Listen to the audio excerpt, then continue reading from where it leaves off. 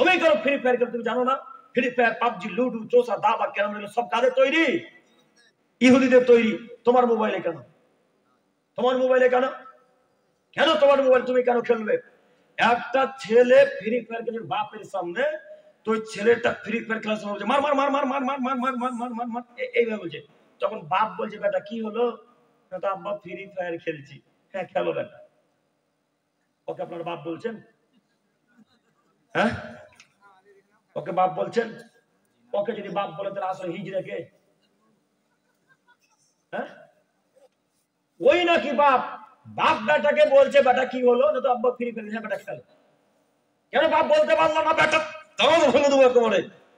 মকা ছেলে free fire delete কর, তারপরে কোনো কথা বলতে পারলো না বাপ? একে আপনার বাপ বলেন? কিসের জন্য বাপ বলেন একে আপনারা? বাপ মানে ক্ষমতা।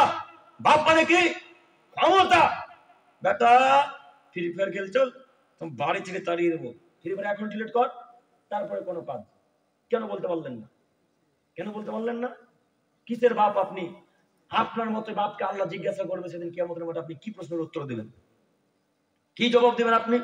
আপনাকে আমি অনুরোধ করে বলে যাচ্ছি, ফ্রি ফায়ার যত ছেলের মোবাইল আছে সব ডিলিট হবে ইনশাআল্লাহ। হবে ইনশাআল্লাহ।